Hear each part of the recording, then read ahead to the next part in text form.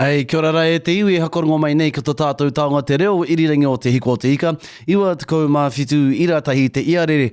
Ai, ko te kai kōrero e whai ake nei ko Darin Dance ki te kōrero e pāna ki tōna nei puka puka ko Whiskey Lima Golf. Nō reira, tēnā koe, Darin.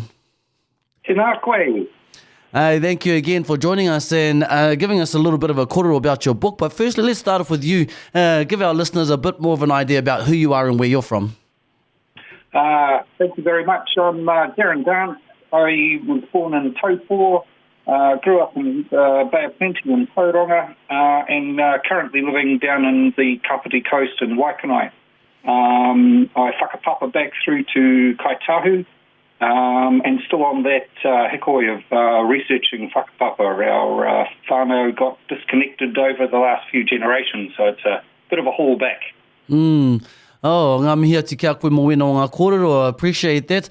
So giving a little bit more of a kōrero about yourself and being a writer, what was the inspiration about you getting into, I suppose, this line of work in regards to writing books? Thank you. I've always wanted to write. I've always had this love of reading and learning, and some of the authors that I've really enjoyed reading, I've always thought, I could possibly write, and maybe not to their standard, but you never know. So you don't know until you give it a go. I've co-written a trilogy under a pseudonym set in Wellington, and that went quite well. And then I thought, I want to write my own story, and a bit of a journey about a young man coming back from an injury and, remaking his life back in the world. Yeah. Just also the name of the book, Whiskey Lima Golf. Where did this come from? Because I know of a restaurant down in Wellington also named the same. Yes, it's also the first three letters for the call sign for Wellington Airport. So, and the book is based in Wellington.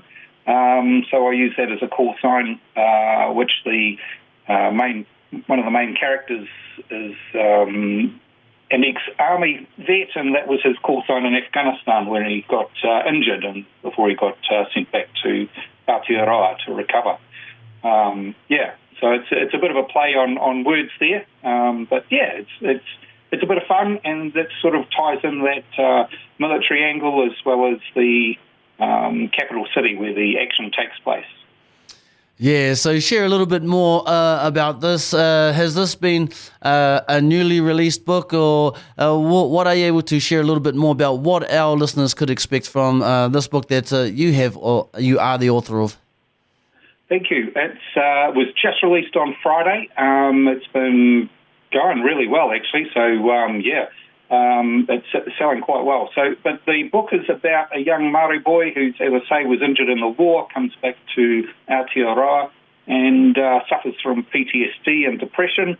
And then he, with the help of his whānau and friends, sort of gets back on his feet and creates a new career. So, and one of that career happens to coincide with hunting down spies in Wellington. So it's a bit of a thriller edge to it, and he builds a team around him and gets on with the job. Yeah, I did see one of those lines. Who says the spy doesn't already exist here? What are you able to share a little bit more? Elaborate on that. Well, I think in Aotearoa, we think we're at the bottom of the world, and nothing much happens in dear old Aotearoa, but really. We've had a lot of major international espionage cases happen on our soil. The Rainbow Warrior is the obvious one, but we've had a number of things go on throughout the years. The Such Affair, the CIA campaign to get Robert Muldoon elected in the 70s, all documented fact.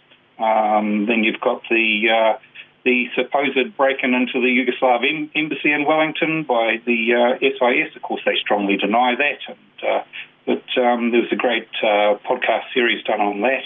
So there's all sorts of things go on in this country behind the scenes that we don't really know, and I think most people today are stuck in their phones and they don't sort of look up and look around them and see what's actually going on, Yeah, and I think just hearing some of those lines that you've just shared with us just recently, watching the movie Muru, and all that went into that in Tūhoi with the Tūhoi people and what were happening there, I can't help but see that there's so much put in behind the scenes that we really don't know about until it actually happens. Exactly, and what a powerful movie that is too. Yeah.